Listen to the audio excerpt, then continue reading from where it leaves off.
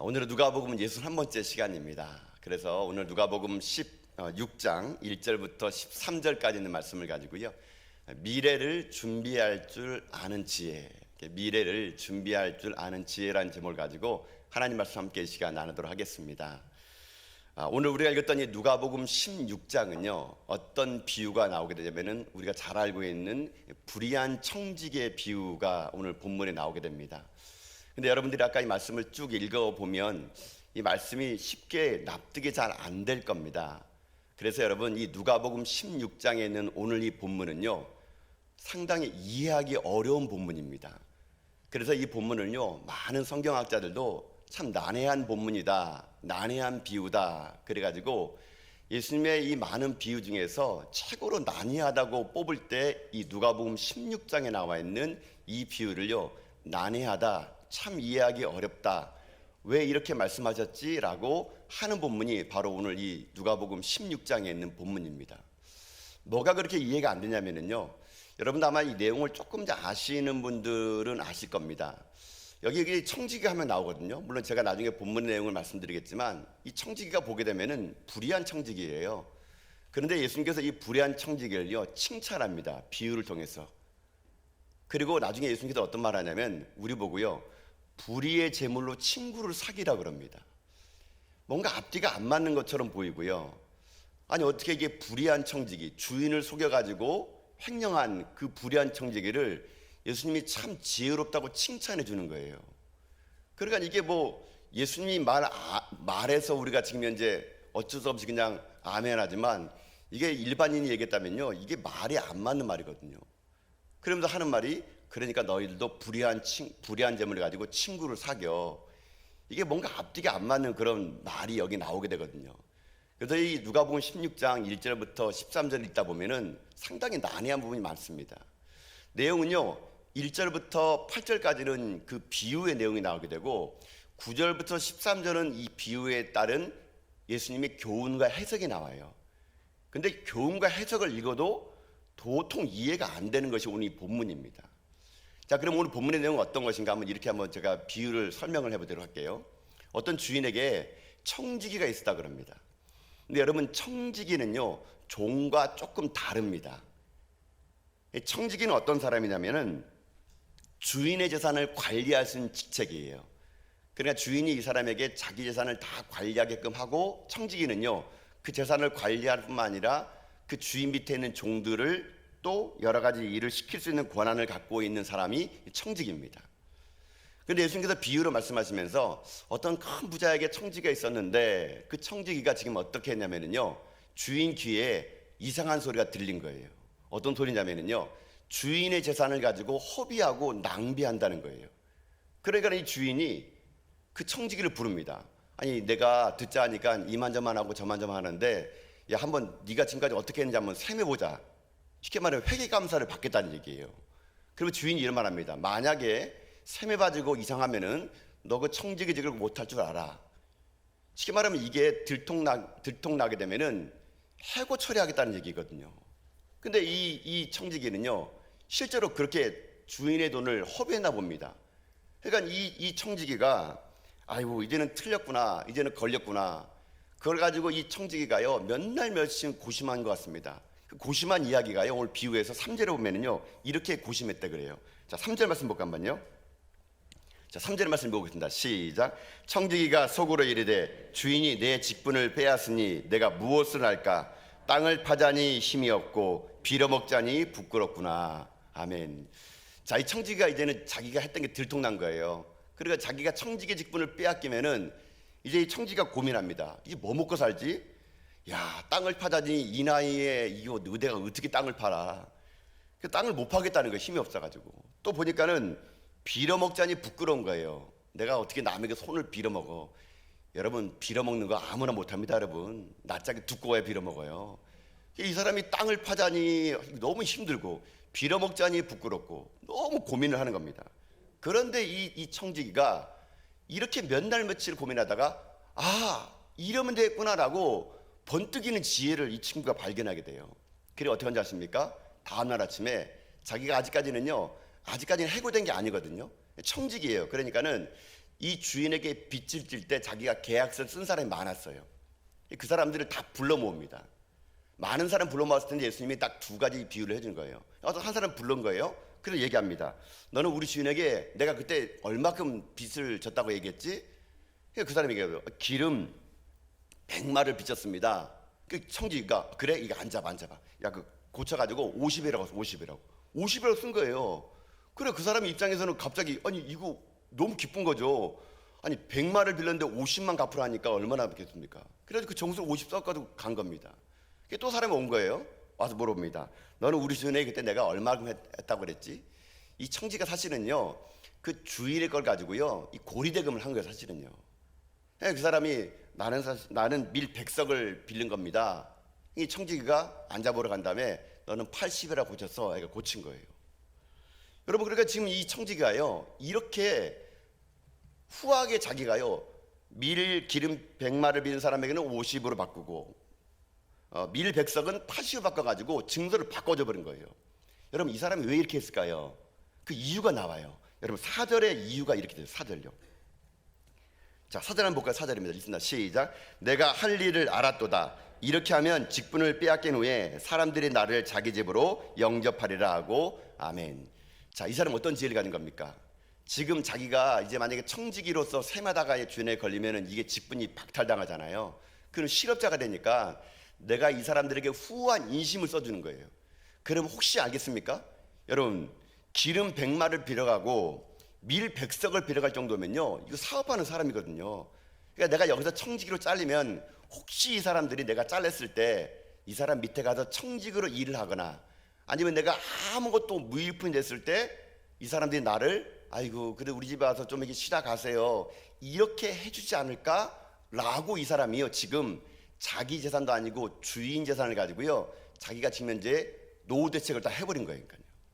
근데 이렇게 막 하고 있는데 이 소문이 또 주인의 귀에 들어가 버렸네요. 주인이 이 소식을 듣고 어떡합니까? 여러분 같으면 어떡하겠습니까?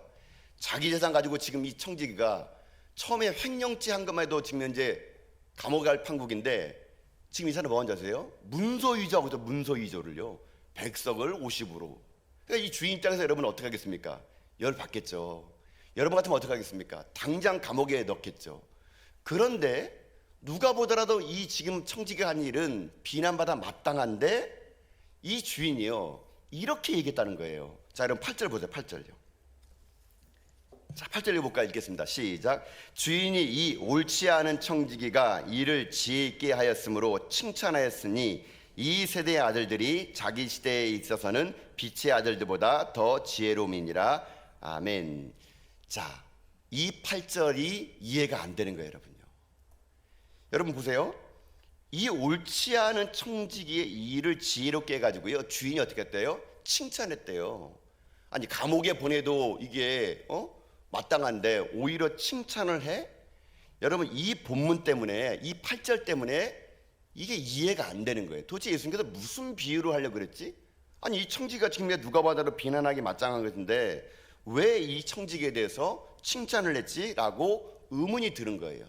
그러다 보니까 이 16장에 있는 이 불의한 청지기 비유가 다양한 해석이 있게 되고 이해가 안 되는 본문이 바로 이 8절 때문에 그렇다는 거거든요.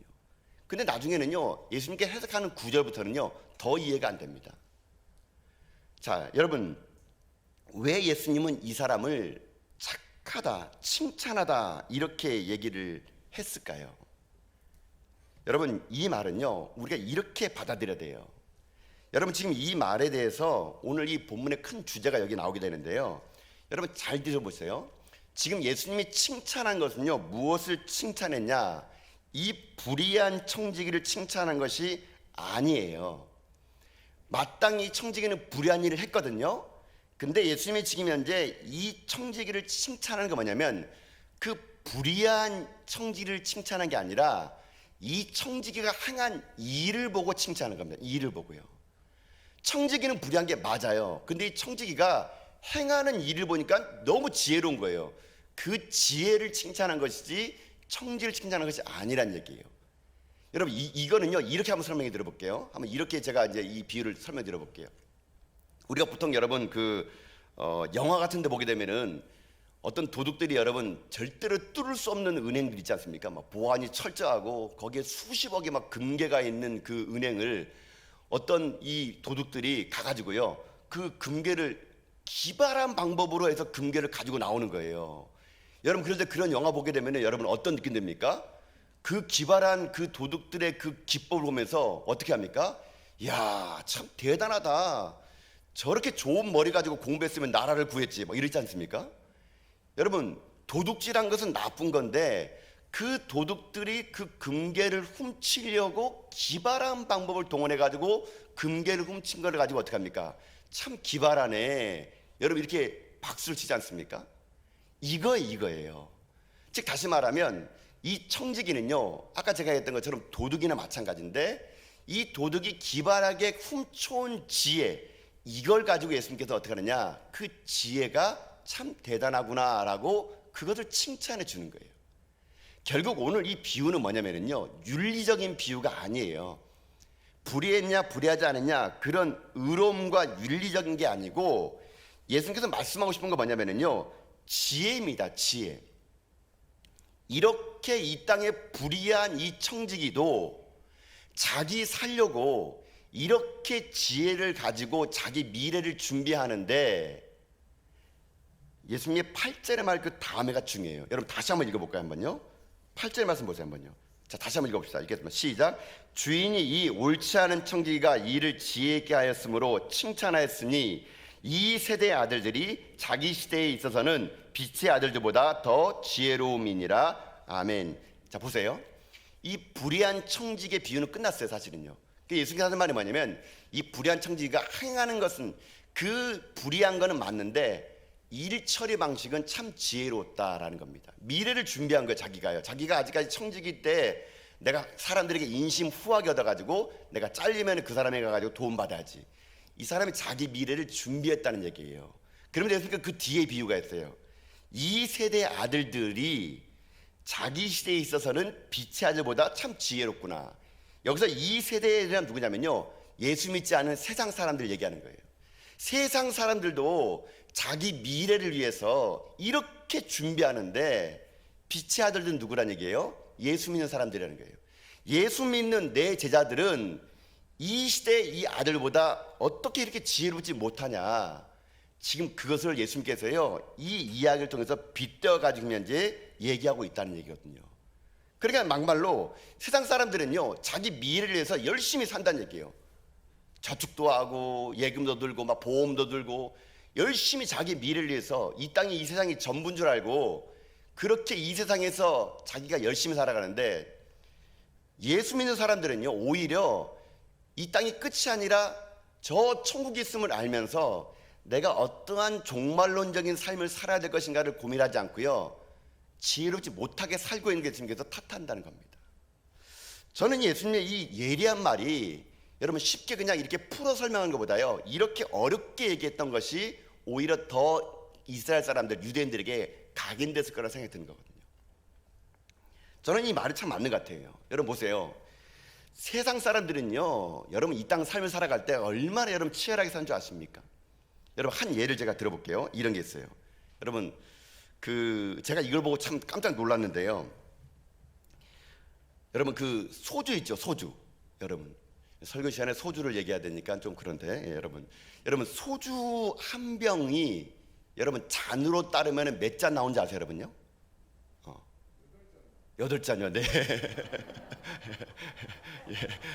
예, 8잔. 예, 정답이 아니네요. 그러니까 네, 예. 지사님 소주는 안 드시는 것 같아요. 그러니까 예, 안 드시겠죠. 그러니까 여러분 어떤 분이 지금 얘기하고 있네요. 오, 너무 잘 맞추셨어요. 예.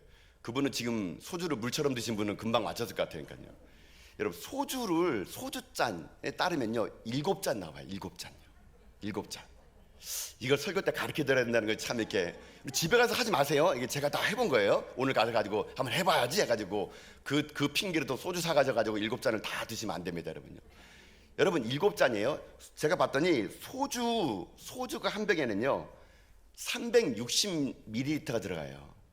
근데 여러분 그 소주잔은요 50리터의 소주잔이에요. 그러니까 7잔 때라면 딱 맞아요. 자, 또 한번 볼게요. 여러분 맥주 있죠. 맥주 한 병은요 그게 500ml예요. 맥주잔이 여러분 그게 가득 차면은요 한 198리터 들어간대요. 근데 198리터인데 거품을 우리가 먹고 치워버리면요 한 150리터가 들어가요. 그러니까 맥주 한 병을 맥주잔에 따르면 3잔이 나옵니다. 또 있어요. 와인 있죠, 와인. 와인이 여러분 이 한 병에 들어가는 용량이 정해져 있어요. 몇 리터 들어가면요 와인은요 750리터가 들어간대요.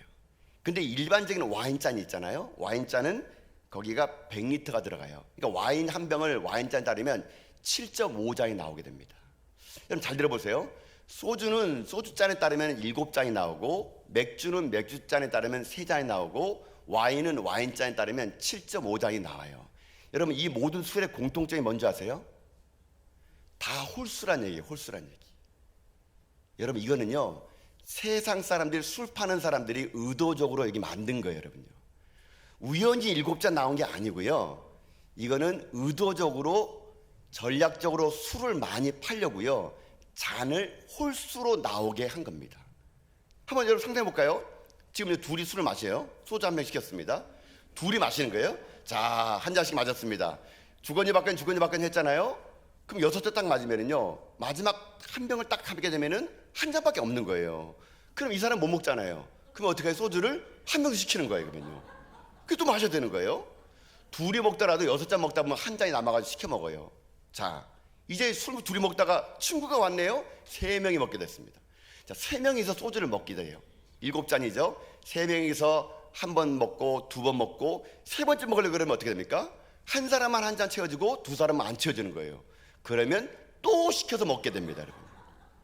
이렇게 먹는데 갑자기 4명이 온 거예요. 4명 이제는요. 둘 먹다가 셋 먹다가 이제 친구가 말하다 4명이에요. 4명이서 소주를 먹게 됩니다. 4명이 소주를 한 병 먹어요. 자, 4명이서 쭉 한 잔 먹었어요. 두 번째 먹으려고 그랬더니 3잔은 차는데 한 잔은 못 차린 거예요. 그러면 또 시켜 먹게 돼 있어요. 여러분요. 여러분 이게 홀수로 끝나는 게요, 이게 우연이 아니고요, 이게 다 술 팔아 먹으려는 전략이에요. 전략. 여러분요. 여러분 생각해 보세요. 술을 팔아 먹겠다는 사람들도요 이렇게 전략적이라는 얘기예요. 이 전략적인 것을 예수께서 뭐라 말하느냐, 이거를요 지혜라는 거예요. 지혜. 그러니까 참 술 파는 건 나쁜 일인데 그 술 팔아 먹으려고 7잔을 만들어낸 참 그 머리가 참 지혜롭네. 이 말이 지금 불의한 청지기가 자기 자신은 불의한데 행하는 거 보면 너무 지혜롭다는 얘기예요. 지금 예수님은요 이 말을 통해서 무엇을 말하고 싶은 거냐면요, 우리에게 이걸 얘기하고 싶은 거예요. 이 세상 사람들도 자기 먹고 살려고, 아니면 자기 미래를 위해서 이렇게 머리를 굴러가면서 준비하고 열심히 삶을 살아가는데, 세상에 우리 그리스도인이라는 사람들은 너무 대책 없이 산다는 얘기예요. 지혜가 없다는 얘기예요. 세상 사람들 같은 지혜도 없고 그리스도인 같은 지혜도 없다는 얘기예요. 그러면서 예수님께서 한 말은 이 말이에요.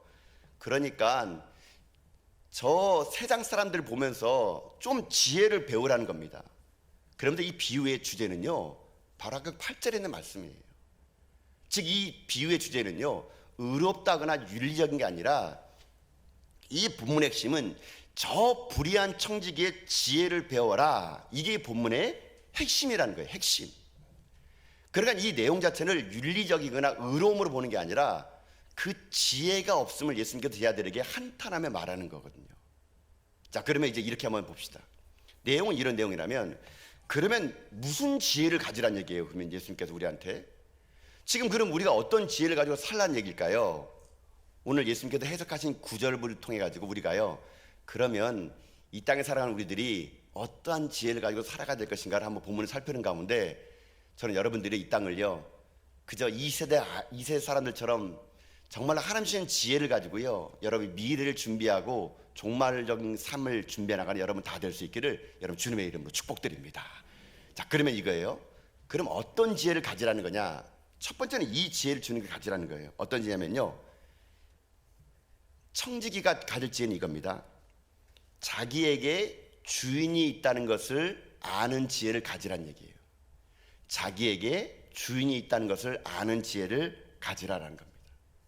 자, 청지기를 다시 한번 돌아봅시다. 청지기는 처음에 자기가 청지기가 됐을 때는요 주인에게 참 감사했습니다. 아유, 주인이 감사합니다. 저 많은 종들 중에 나를 청지기로 삼아줘가지고 이 주인의 많은 일을 감당하게 하시니 참 고맙습니다. 청지기는 처음에는요 자기 주인이 있는 걸 알았어요. 근데 시간이 지나면서 자기가 주인이 했던 걸 마음대로 팔고 마음대로 하다 보니까 이 청지가 세월이 지나다 보면서요 깜빡 잊은 게 있어요. 뭘 잊어요? 자기가 주인인 줄 아는 거예요 이제는요. 그래가지고 자기가 주인 줄 알고 주인 거를 허위하고 써버리는 거예요. 그러다가 이 청지기가 언제 자기가 청지인을 알았냐면요, 주인이 와가지고 야 한번 셈도 해보자.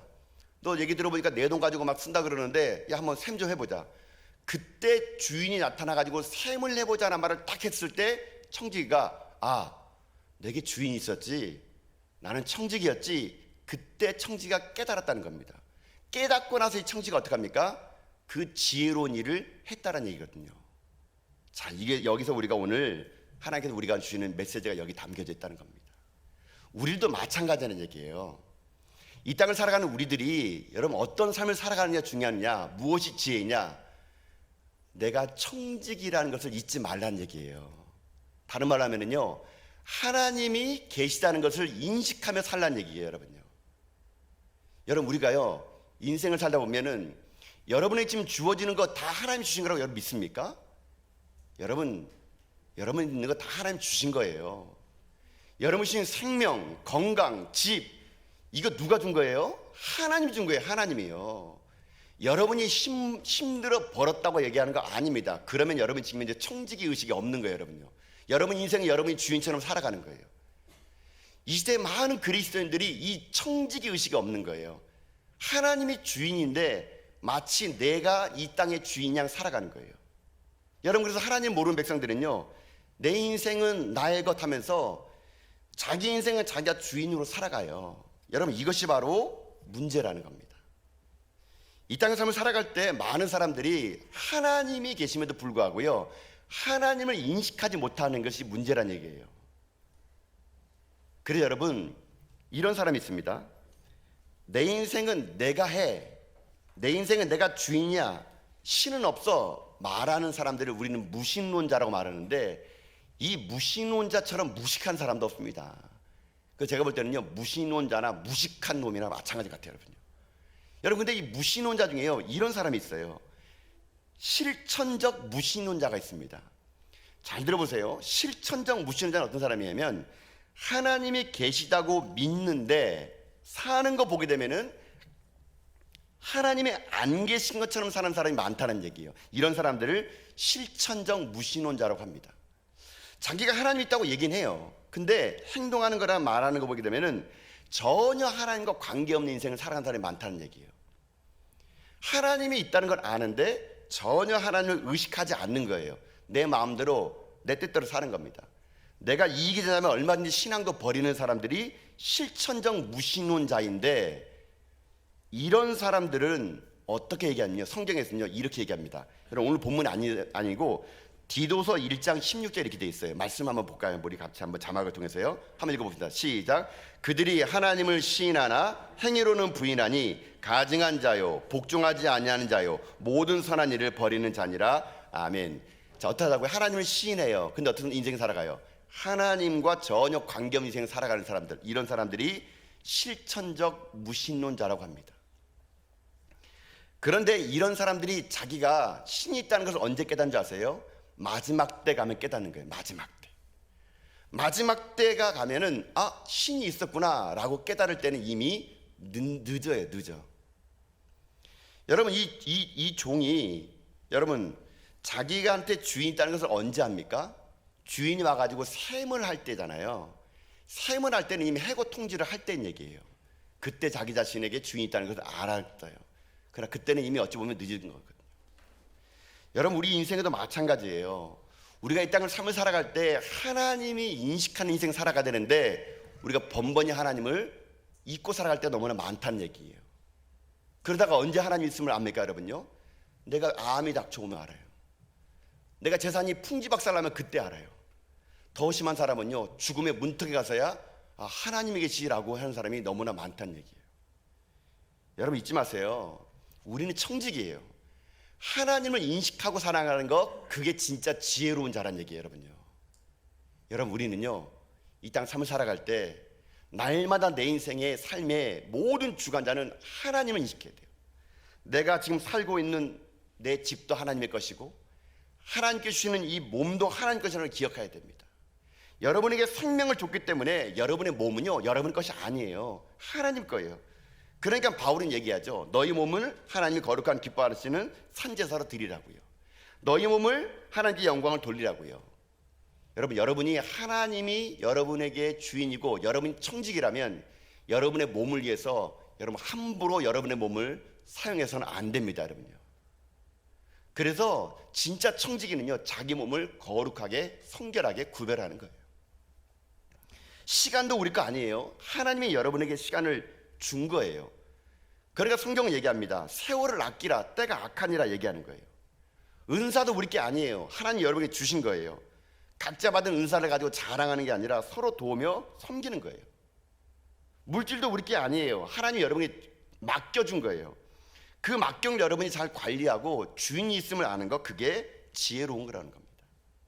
여러분, 그래서 저는 이 아침에 여러분에게요, 지혜로운 자가 되기 원합니다. 무엇이 지혜로운 거예요? 하나님이 있다는 것을 인식하며 살아가는 것이 지혜로운 거란 얘기예요.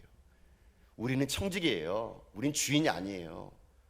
날마다 내 삶이 주인이 있음을 알고요, 다 하나님이 내게 주신 것임을 기억하면서 하나님이 주신 것을 가지고 청지기 의식을 가지고 살아가는 가운데 여러분들이요, 마지막 날 주님 앞에서 핀잔 듣는 존재가 아니라 칭찬을 듣는 청지기 의식을 가지고 하나님을 인식하는 지혜로운 자가 될 수 있기를 여러분 주님의 이름으로 축복합니다. 이게 첫 번째 지혜로운 자예요. 어떤 거요? 내가 청지기라는 거. 두 번째 지혜가 있어요. 주님이 우리에게요, 두 번째 지혜로움을 가진 게 뭐냐면은 이거라는 겁니다. 결산의 날이 온다는 것을 아는 것이 지혜로운 자라는 거. 결산의 날이 온다는 것을 아는 것이 지혜로운 자다. 이게 무슨 말이냐면요, 마지막이 있음을 아는 자가 지혜로운 자란 얘기예요. 여러분, 이 청지기에게 얘기하죠. 새 많은 날이 올 거라고요. 여러분, 우리에게 새 많은 날은 언제냐 아십니까? 이 땅을 떠나는 날이에요. 떠나는 날. 여러분 잊지 마세요. 이 땅의 마지막으로 와요, 여러분요. 하나님 우리에게 새마로 올 날이 있다니까요. 우리 인생의 하나님의 해고 통지는요, 이 땅을 떠나는 날이에요. 죽음을 맞이하는 날이에요. 우리에게 마지막 날이 있다는 것을 아는 자가 여러분, 이게 지혜로운 자라는 거거든요. 이 시대가 영원할 것이며 이 땅이 영원할 걸 생각하고요, 땅의 것을 가지고 살아가는 것은 어리석은 자라는 얘기입니다. 우리가 죽고 난 후에 천국이 있고 지옥이 있다는 것을 알고 살아가는 사람, 이런 사람이 진짜 지혜로운 삶이 살아가는 인생이거든요. 여러분, 반드시 우리 가운데요, 보라 샘을 하여라 라는 말을 하는 그런 음성이 들릴 때, 그때는 종말의 때입니다. 우리가 그 종말의 때문에 알고요, 우리에게 주어진 날을 어떻게 되느냐, 성실하게 살아가야 돼요. 그래서 모세는요, 시편 90편 12절에 이렇게 얘기합니다. 우리 말씀을 읽어볼까요? 읽겠습니다. 시작. 우리에게 우리날 계수함을 가르치사 지혜로운 마음을 얻게 하소서. 아멘. 나를 계수하래요. 시간을 계수하라는 얘기입니다. 이걸 계수하는 것이 여러분 지혜로운 자라는 얘기예요. 끝을 아는 거, 그게 지혜로운 거예요. 천국과 지옥이 있으면 아는 것이 지혜로운 거예요. 그래서 어떤 한 분이 그런 얘기 하더라고요. 동네 이발소에서 이발하시는 이발사가 주일날 예배 와가지고 예배를 딱 드리는데, 그날 목사님이 천국과 지옥에 대한 얘기를 한 거예요. 근데 그분이 그 얘기를 듣고 너무 감동이 된 거예요. 천국과 지옥이 있다는 거. 그래서 목사님이 이 천국과 지옥을 전도하여야 됩니다 이렇게 말하니까 너무 은혜가 되는데 부담스러워가지고 이 이발사가 이제 이것을 어떻게 하면 좋을까라고 막 고민을 많이 합니다. 근데 자기가 이발사니까, 이발하러 온 손님들한테 이발할 때 머리 깎으면서 내가 전도해야겠다, 천국이 있습니다, 지옥이 있습니다, 우린 다 죽습니다, 이 말을 하려고 했던 거예요. 그래서 이발사가 이제 첫 번째 손님 오니까 말을 하려게 되는데 이게 입에 안 떨어지는 거예요. 전도해야 되는데. 그래서 머뭇머뭇거리다가 첫 번째 손님을 그냥 보냈대요. 이발사가 후회합니다. 전도해야 되는데. 두 번째 손님이 온 거예요. 두 번째 손님 왔는데 두 번째 손님도 말을 못하고 그냥 보내버린 거예요. 세 번째 손님 온 거예요. 내가 이번 세 번째 손님에게는 반드시 전도하리라. 그래가지고 머리를 깎는데 이게 말이 안 되는 거예요. 머리를 다 깎았는데 이 손님이 참 감사하게 면도까지 해달라는 거예요. 그래, 면도할 때 내가 꼭 얘기하자. 그래가지고 이분이 면도를 하려고 다 의자를 제끼 놓으니까 거기다 거품을 다 했습니다. 이제 이 거품을 이제 면도하고 거품을 씻고 나면 이분이 가버리잖아요. 그러니까 이 이발사가 꼭 전도해야 되는데 너무 다급한 거예요. 그래가지고 거품을 발라놓고 이분이 면도칼을 가죽띠에다가 막 하면서 얘기합니다. 손님, 죽을 준비 됐습니까? 이렇게 물어봤다 그럽니다. 그러니까. 여러분, 이게 뭐냐면요, 그분에 대해 전도하고 싶어가지고 죽을 준비 됐습니까? 라고 말해본 겁니다. 우린 다 죽는다는 얘기거든요. 근데 그것을 면도칼을 갈면서 하는 바람에 그분이 도망갔다는 거 아니겠습니까? 그래서 전도를 못했다는 얘기가 있어요, 여러분요. 여러분, 제가 여러분에게 물어보고 싶어요. 여러분, 죽을 준비 됐습니까? 여러분, 죽을 준비 하셔야 돼요. 천국과 지옥이 있음을 알고요, 마지막이 있음을 아는 게 지혜로운 거예요. 이 땅이 천년만년 있는 것이 아니라 죽을 준비하면서 살아가는 거, 그게 바로 우리들이 해야 될 일이라는 거거든요. 예수님이 지금요 우리에게요 이 날이 옴을 기억하라는 겁니다. 반드시 마지막 날, 계수하는 날에 오는 그날, 누구에게는 그날이 위로와 승리의 날이지만 누구에게는 그날이 심판의 날이 될 거란 얘기예요. 착하고 충성된 종아, 내가 작은 일에 충성하였으니 내게 많은 일을 맡기리라. 내 잔치에 참여하자. 누구는 마지막 날 그날에 잔치에 참여한 사람이 있는 반면에요, 누구는요 이 악하고 게으른 종아, 저 바깥 어두운 데 가서 슬피 울며 이를 갈며 있으리라. 누구에게는 심판과 저주 날이 온다는 얘기예요. 여러분, 그냥 잊지 마세요. 마지막 날이 있다는 것이 지혜로운 거예요. 그것을 알면서 인생을 준비하는 것이 지혜로운 거예요. 지금 주님은요 이것을 기억하라는 얘기예요. 저는 그래서 이 아침에 여러분에게도 말씀드리고 싶습니다. 사랑하는 성도 여러분, 마지막이 있음을 아는 지혜로운 자가 될 수 있기를 주님의 이름으로 축복합니다. 마지막이 있어요. 이게 지혜로운 거예요. 자, 이제 마지막 하나가 있는데 이게 뭐냐면요, 지금 예수님께서 얘기했던 이 모든 것들이 9절에 가서 이 9절의 말씀으로 우리의 삶을 이제 이렇게 살라고 얘기합니다. 마지막 지혜가 이게 참 큰 지혜인데요, 이 지혜는 뭐냐면은 그러하니 우리 가운데요 불의한 재물로 친구를 사귀라라는 겁니다. 이게 마지막 지혜예요. 근데 이 말이 이해가 안 됩니다. 자, 말씀 볼까요 한번요? 여러분 9절 보세요 한번요. 자, 9절 읽겠습니다. 시작. 내가 너희에게 말하노니 불의의 재물로 친구를 사귀라. 그리하면 그 재물이 없어질 때에 그들이 너희를 영주할 처소로 영접하리라. 아멘. 자, 예수님이 이제 이 9절이 해석인데요, 이렇게 얘기합니다. 불의의 재물로 친구를 사귀래요. 여러분, 이 말이 또 의외로 해석이 안 되는 말이에요. 근데 간단합니다. 이 말이 무슨 말이냐면요, 여기서 불의의 재물이라는 것이 무엇인지 알면 괜찮아요. 여기서 불의의 재물이란 뭐냐면요, 그 당시에, 예수님 당시에는요 이 히브리적인 사관 속에서는 돈이라는 것은 죄악시였거든요. 그래서 이 세상에 있는 모든 재물들은요 다 무엇이냐, 불의한 재물이라고 얘기했습니다. 그러니까 예수님 당시에는요 부자 하면은 불의한 사람, 재물 하면은 불의한 재물이에요. 그러니까 여기에는 이 불의한 재물을 여러분이 이렇게 해석하면 돼요. 세상의 재물이라고 여러분 바꿔서 읽으면은요 이 말이 무슨 말인지 알게 돼요. 예수님 당시에는 세상의 재물이 다 불의한 재물이었거든요. 그러니까 예수님께서 말씀하신 건 이거예요. 이제 내가 너에게 말하겠다. 그러니까 마지막 날이 오기 전에 세상의 재물을 가지고 친구를 많이 사귀라. 그러면 혹시 알겠냐? 그 친구들이 너를 영원한 처소로 인도할지를. 여러분, 이 본문이요 그 말입니다. 근데 이 말은 좀 해석이 필요해요.